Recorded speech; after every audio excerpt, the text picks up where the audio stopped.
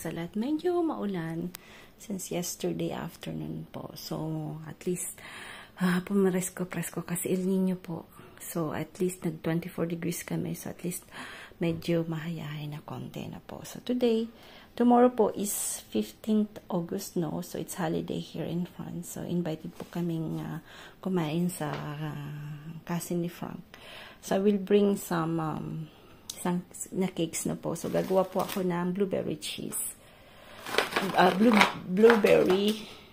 Dito po kami. So, gagawa po ako ng blueberry cheesecake. So, kailangan po ng blueberry. So, that's a blueberry na po. And then, after, kailangan natin ng butter. Kailangan po natin ng condensed milk.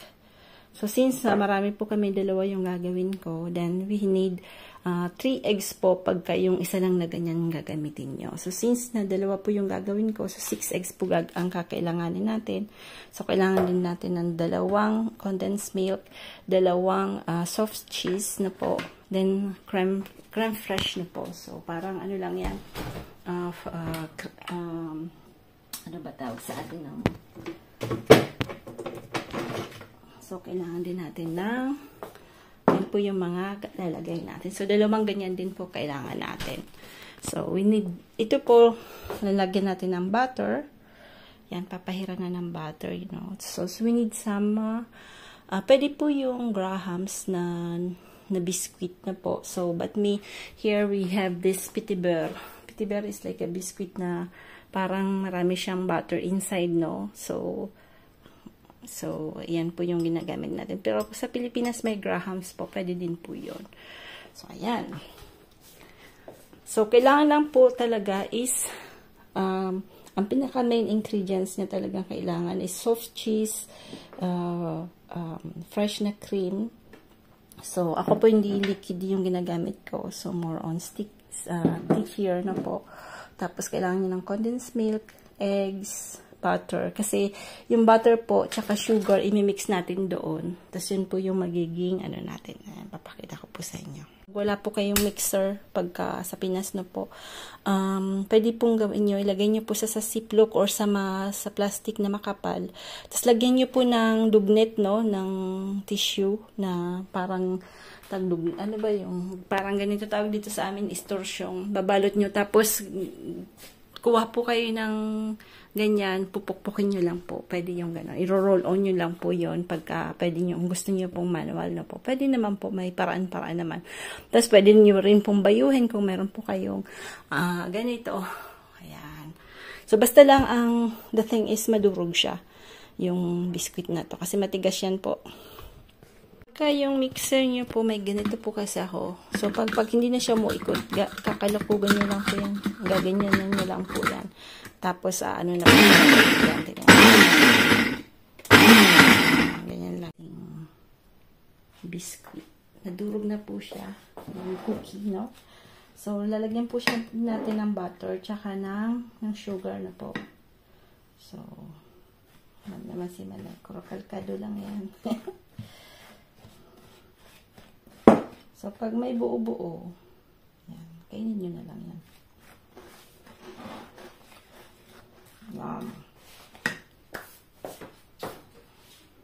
Bali, yung pinaka-ano niya pa, pinaka-crust niya, ito lang.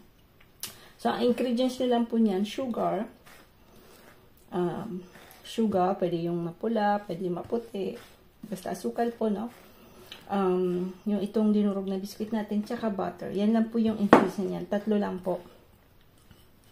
So, halo lang natin yan dyan. Dapat, mag-stick po yung butter sa dyan. So, kailangan talagang haluin. Pag medyo kulang pa yung butter na po,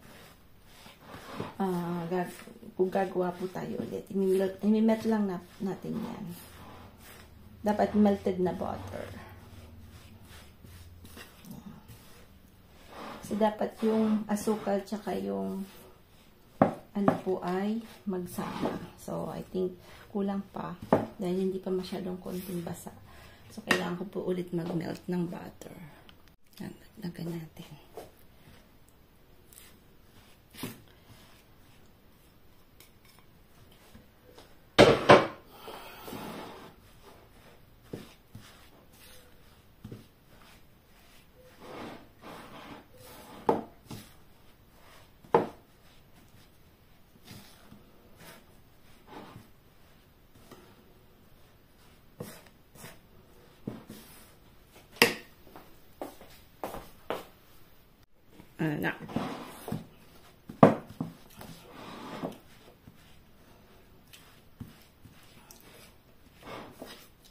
Dapat i-mix po mabuti, no?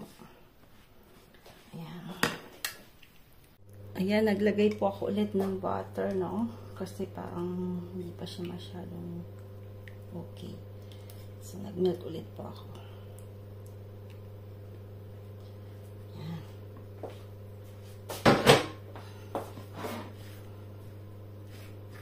Pwede na rin pong kamayin, kaya lang syempre maano lang po yan. Pero pwede po siyang kamayin. Ayan. Dapat ganyan po siya, medyo mabasa-basa talaga. Kuha po tayo ng another spatula. Saan ba yung mga spatula natin? Malakalaki ba?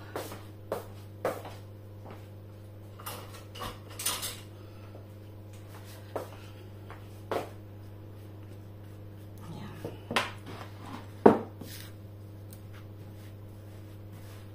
Tapos lalagay natin yan dyan sa ano natin dito. Tapos i-cook natin siya na 180 degrees na po na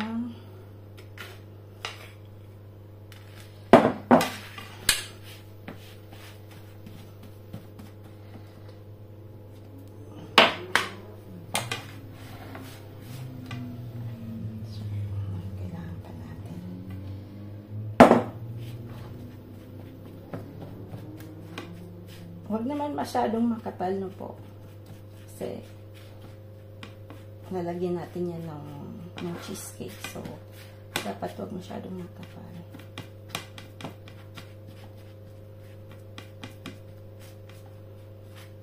Pero parang konti. Kailangan pa natin gumawa siguro.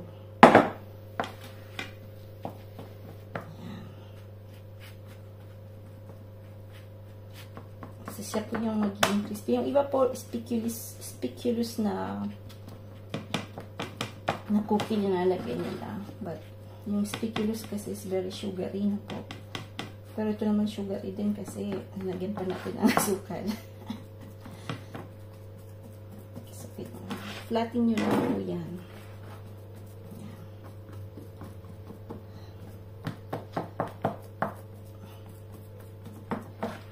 Medyo talagang flat na flat siya, no po. At diin. Madiin po yung pakakaano nyo. Yan. Kasi pag buhaghag yan, pag kinuha nyo po yung cake, mag-ano yan.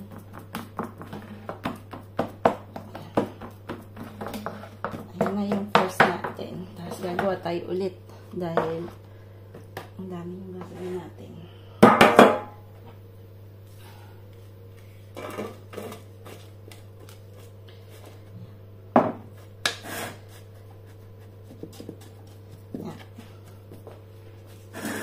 Ayan na natin ito. Papakita ko na lang ulit pag natapos na po. Ayan.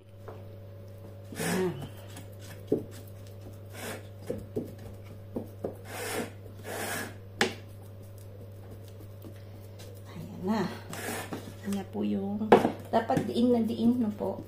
Tapos huwag niyo pong kakalimutan na i-butter ulit. Buttered yung hulmahan niyo po, no? So, yan.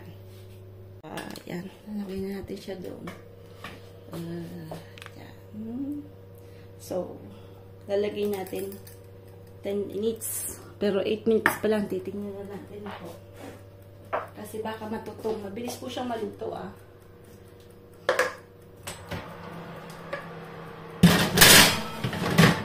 Hindi siya kasi, ah. Lagay natin sa ito. Yan.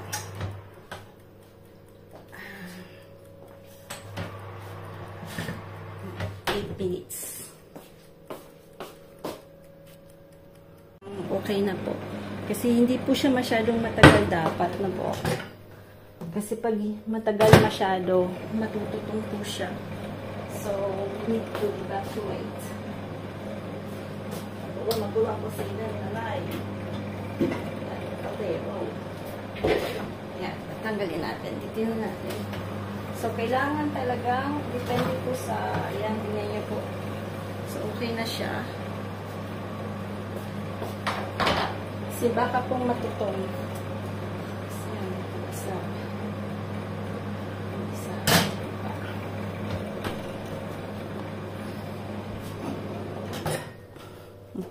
Kapag sabay-sabay na niluluto, luto na yung biscuit natin. Ayan. So, pinaano po na natin dito. Kailangan po siyang lumamig bago natin ilalagay yung cheesecake dyan na po. So, dito po sa kabila, halo lang din ulit natin yung 3 ingredients ulit. So, 3 ingredients ulit tayo. So,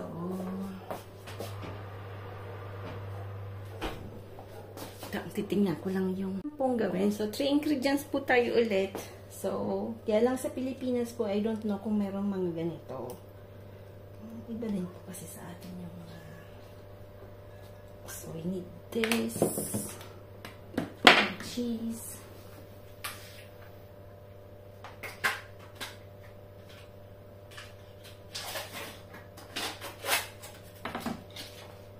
Ayan. Cream cheese. Pag-uwi ko po doon, titingnan kung pwede tayong gumawa nito. Malamang si Kuya gusto niya yan. Alam ko may mga gumagawa po ng ganyan kasi sa Red Ribbon meron eh. So, ibig sabihin na meron na ingredients sa atin na po. Ayan, siguro sa yan po. Ito po yung cream.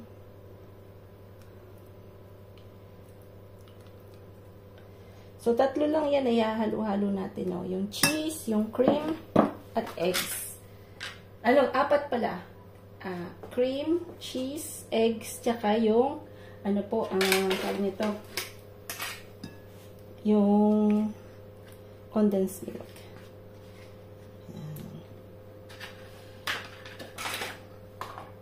Yung Philadelphia po yun, na cream cheese. Philadelphia, pero original po yung ginagamit ko. Ayan. Para mas original ang lasa. Ayan. Lalagyan din natin. Parehas lang to ng cream, no? Kaya lang kasi hindi ako nakabili ng dalawa. Ayan, tapos yung eggs.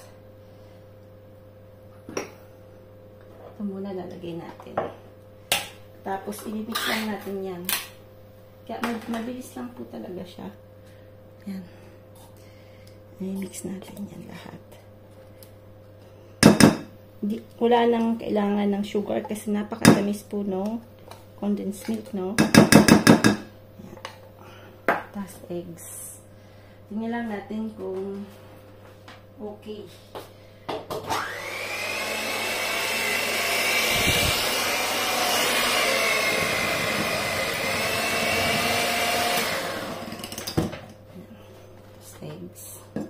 Whole eggs po, no? Hindi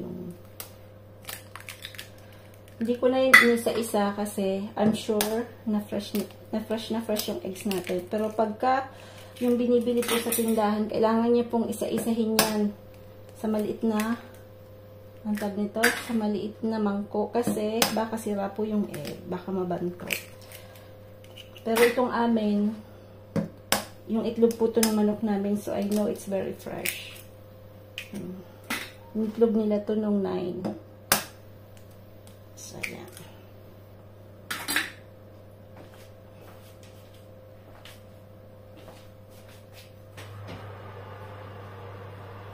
Kunin ko lang kasi gumawa po ako ng maliit. Pag may sobra, lalagay natin dito. Ayan. Yan na.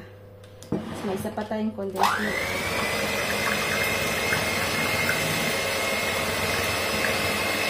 Haba ng corn. Ito ba?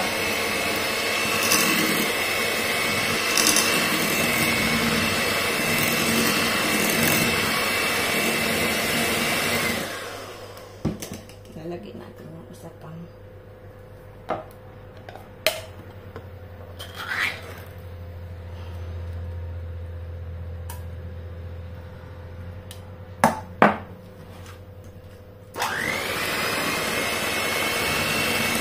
pwede po natin lalagyan ng zest ng citron, no? ng lemon para may mabang-bang po siya.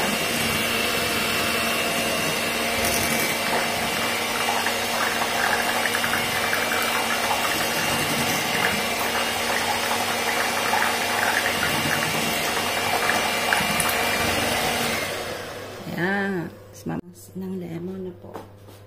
So, ayan.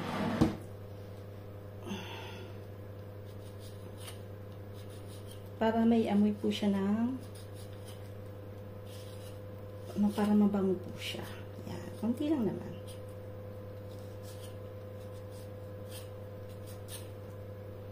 Ayan. Yan po yung medyo magpapaibang lasa sa kanya, no? Parang fresh. Yan.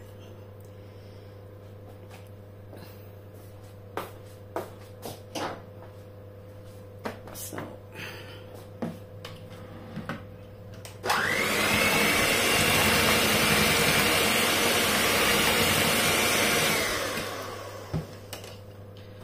na. Okay na, lalagay na natin. Dito yung prepare natin.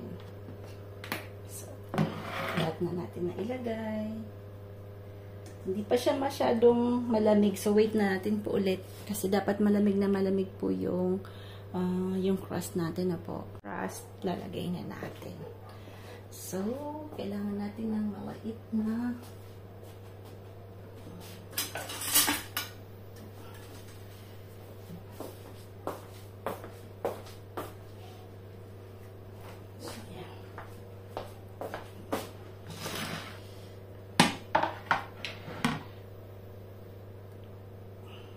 So, i-cook natin yan ng 40 minutes na po.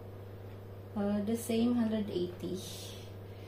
Siguro, lagay ko na lang natin. Yeah. Yeah.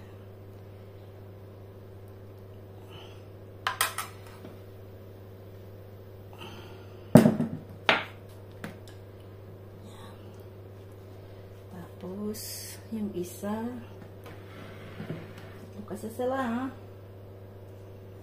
Ewan ko kung ilan kaming tao. Hindi ko alam kung ilan po kami.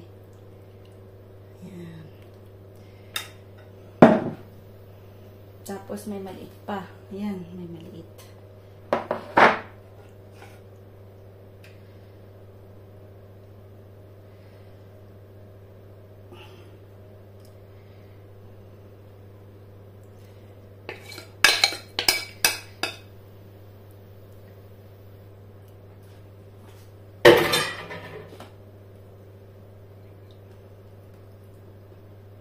Try natin na ilagay itong ayan. So, ang problema natin, hindi yan magkakasya. Malamang. Tatlo yan eh.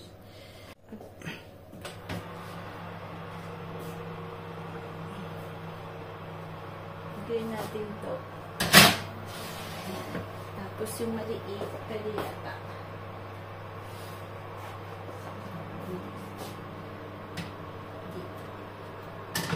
Tapos yung malaki,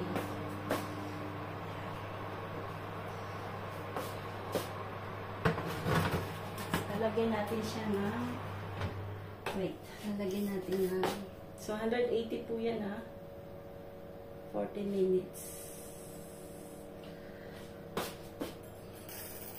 natin, 30 minutes ano natin check natin na po. So we need to put some parang maliit na something kaya lang wala na. Saan ba yung maliit? Wait. Cheesecake. Hindi ko, tinanggal ko po yung isang doon kasi natututong siya. So, ilalagay ko siya po ulit mamaya. Tingnan niyo po.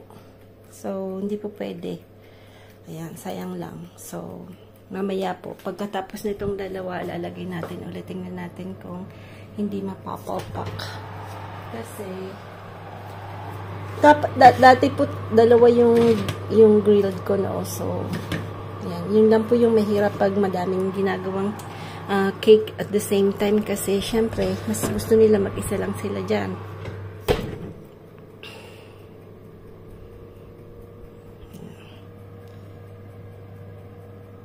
Okay, malapit na itong maluto. Luto na siya. So, mamaya po natin lalagay yung blueberry. Yan. Mamaya po natin ilalagay. Yung dalawang cheesecake. Yan. So, mamaya lalagay natin yung toppings. Yan. Hopefully, sana masarap din. Yan. Ito na po yung blueberry. So, Pag wala po kayong blueberry, halimbawa sa Pilipinas, okay lang naman po yung cheesecake na walang something na fruits, no? Pwede po yung jam, bili po kayo ng strawberry jam, or pwede nyo pong just to, parang mayroon lang siyang konting design, no? Sa ano niya, sa pinaka-top niya na po. So, yan. Lulutuin natin yan. Then after, so, nanap ko lang spatula. Ayan, kuha tayo ng maliit. So, ano lang yan, yung fresh na blueberry. Tsaka konting asuka lang po, no? So, ganyan lang po na gagawin natin. Pwede rin po yung raspberry. Yung tawag po dito is framboise. So, yan. Pero iba po kasi yung lasa ng raspberry, ng blueberry. Yes po pala, pwede po natin lagay yung mango. Yan. Yung mango po pwede nyo ilagay. Ang sarap po niyan, mango. Kasi dito yung mango dito, hindi kasing dilaw ng sa atin at hindi kasing tamis. Mango, tsaka, tawag dito yung passion fruit. Yung merenda na po. Tatanggalin nyo lang po yung, kukunin nyo lang yung juice nun. Huwag lang yung mga buto-buto. Yun. So, pwede nyo pong ihalo yung mango, tsaka yung passion fruit na po. So, yan po pwede yun sa Pilipinas. Tsaka, pwede rin yung pineapple. But me, I think the best is yung mango, tsaka yung passion fruit na po. Ganyan lang po ako kasi syempre nag-cake po ako. Ito na po yung ano natin pala. Ito na po yung blueberry. So, mamaya pag malamig na yan, lalagay na natin yan. Ganda po ng kulay niya. Lagay na natin yung blueberry. Ayan. So, ito po, dadali natin to. Wala po. Selfie-diabetes. Selfie-diabetes. Selfie-diabetes. Ayan, lalagay na natin to. Ayan. Ganyan lang yan. Tipid-tipid dahil tatlo yung cake natin. So, basta lang medyo may kulay at may design-design siya. Ayan. Yulo cheese. Cheese eh. Sila. Ang cute lang. Sarap.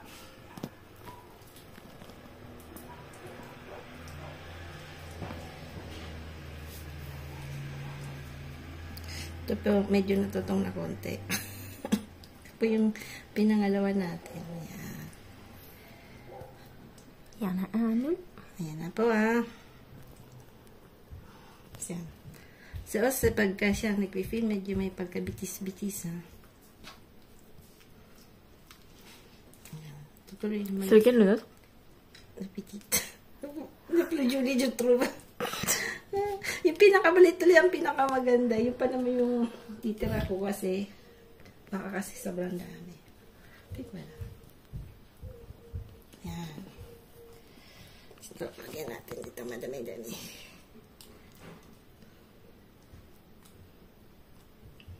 Lalagay natin yan sa rep. Bukas pa yan kakainin. Racle. Il y a encore du jus.